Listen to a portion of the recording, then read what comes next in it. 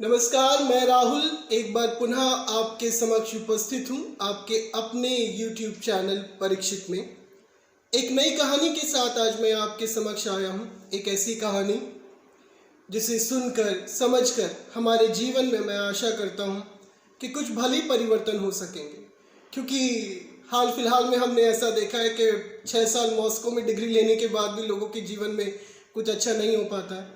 पर मैं आशा करता हूँ कि इस वीडियो के द्वारा ज़रूर आपके जीवन में कुछ भले परिवर्तन ज़रूर होने पाएंगे।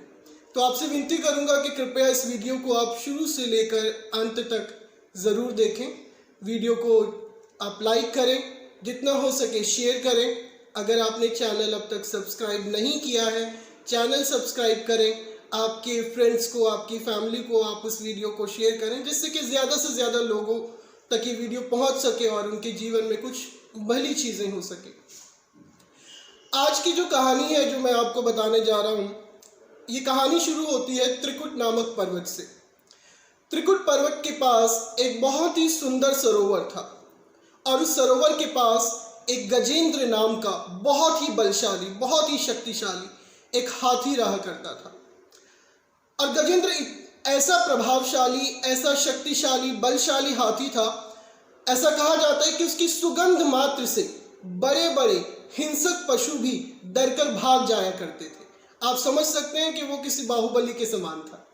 तो ऐसा बाहुबली, ऐसा बलशाली हाथी जिसकी सुगंध से भी पशु डरकर भाग जाया करते थे, वह एक दिन सरोवर के निकट अपने परिवार के साथ आया।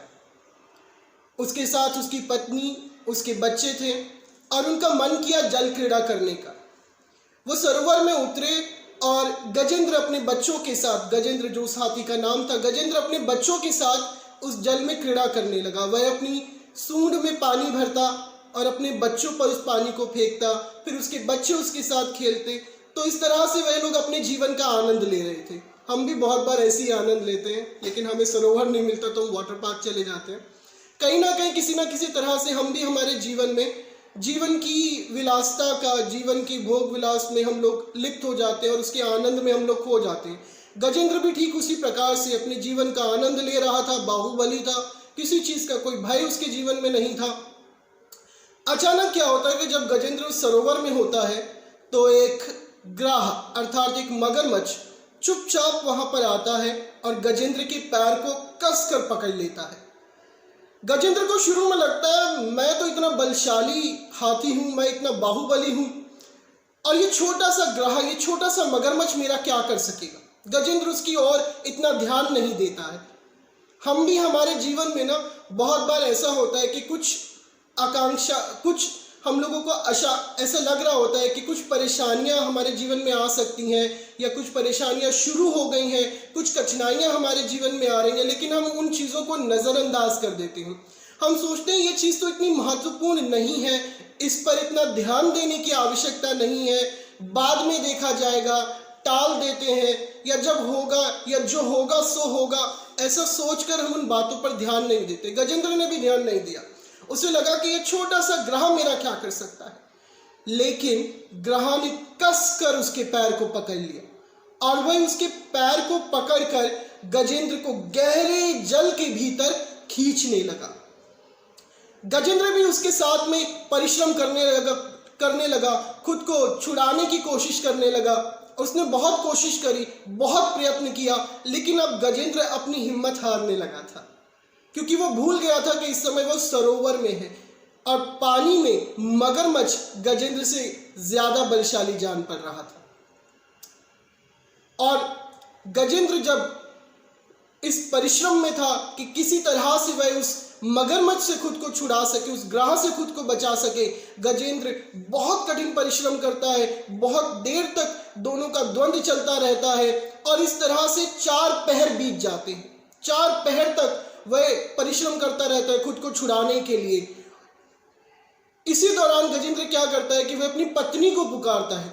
वह अपनी पत्नी से कहता है कि हे प्राण प्रिय, तुम मेरी रक्षा करो, तुम जल के भीतर आ जाओ और इस ग्रह से मुझे बचाओ, मेरी रक्षा करो।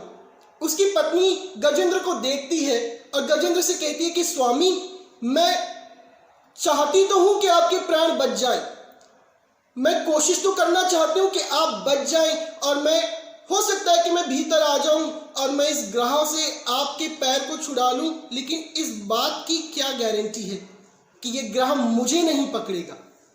ऐसा भी हो सकता है कि आपको छोड़कर मुझे पकड़ ले, इसलिए मुझे क्षमा करें, मैं आकर आपकी रक्षा नहीं कर सकती। गजेंद्र बहुत दुखी हो जाता है, बहुत खेदित हो जाता है। वह जीवन संगनी, वह उसकी पत्नी जिसके साथ उसने जीवन यापन किया है, जिसके साथ उसने अपने जीवन के सुख और दुख को बांटा है, आज वही उससे कह रही है कि मैं आपके प्राणों की रक्षा नहीं कर सकती हूँ।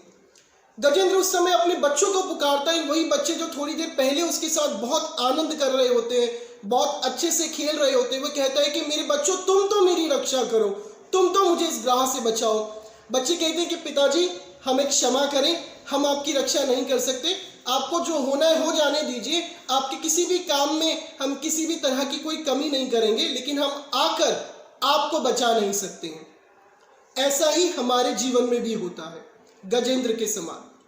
जैसा मैंने कहा कि गजेंद्र 4 पहर तक उस ग्रह के साथ युद्ध करता रहा, हम भी हमारे जीवन की 4 अवस्थाओं में ग्रह से अर्थात विपत्तियों से जूझते रहते हैं, क्योंकि यहाँ पर गजेंद्र आप और मैं हैं।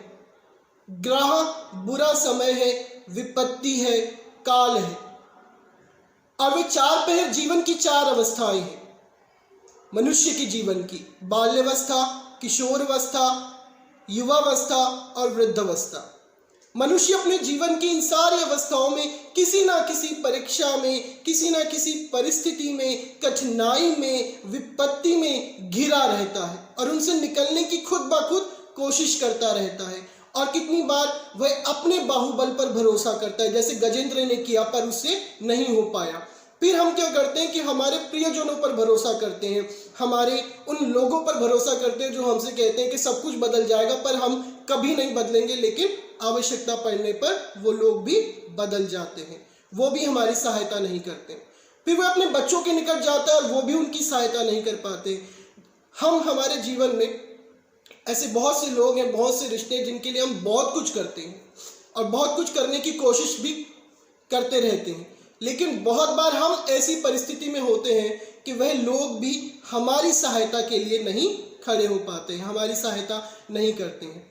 गजेंद्र उसी परिस्थिति में था, वह बहुत निराश हो गया, बहुत हताश हो गया और रोने लगा, बिलखने लगा, अपने पत्नी को, बच्चों को पुकारने लगा कि कम से कम मेरी मदद करो, अपने साथियों को, मित्रों को पुकारने लगा, परंतु किसी ने भी उसकी सहायता नहीं की। ऐसा कहा जाता है कि गजेंद्र पूरी तरह से उस सरोवर में डूबने लगा और एक जौ के दाने के समान उसकी सूंड जो है वह जल से बाहर रह गई थी। पूरी तरह से वो डूब गया था, बस थोड़ी सी उसकी सूंड जो है वह जल से बाहर रह गई थी। उस समय पर गजेंद्र अपनी आंखें बंद करता है और वो कहता है कि हे द्वारका के नाथ, आप मेरी रक्षा करो।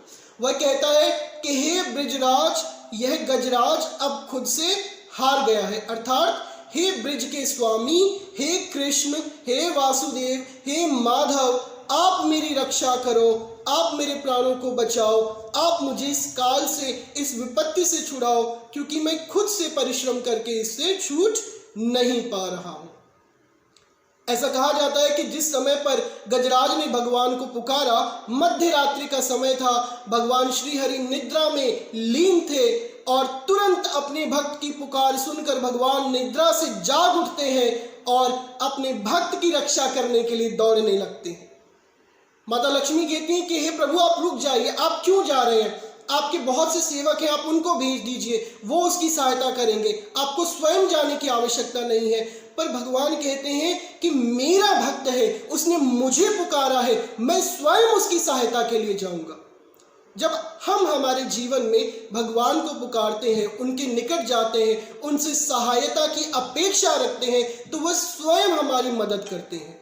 गजराज की सहायता के लिए वे स्वयं दौड़ने लगे और इस प्रकार से कहा जाता है कि भगवान गरुड़ पर सवार होकर उसकी सहायता के लिए दौड़े और इतने व्याकुल हो गए अपने भक्त की पुकार को सुनकर कि वह गरुड़ से भी नीचे उतर गए। उन्हें लगा कि गरुड़ भी इस स्थिति में तेजी से नहीं चल पा रहा है और वह खुद दौड़कर अपने भक्त की रक्षा के लिए वहां पर चले गए।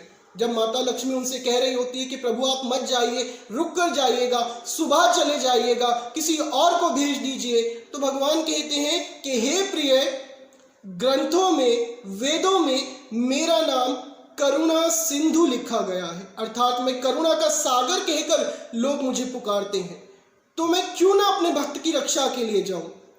मैं आपसे कहना चाहता हूं कि हम हमारे जीवन में हो सकता है हमारे नाम के अनुसार व्यवहार ना करें, परंतु भगवान सदैव अपने नाम के अनुसार आपकी रक्षा करता है। वह केवल आपसे आपके पुकारने भर की दूरी पर है।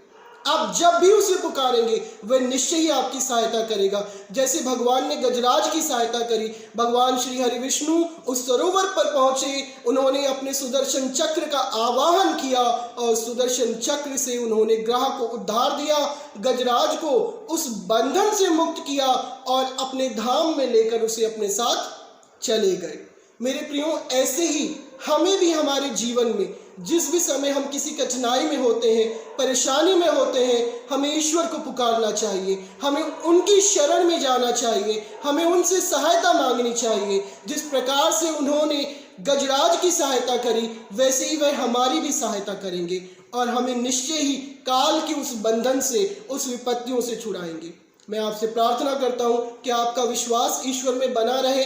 आप ईश्वर को खोजें, क्योंकि वह आपसे आपके पुकारने भर की दूरी पर है और वे जरूर आपकी सहायता करेंगे।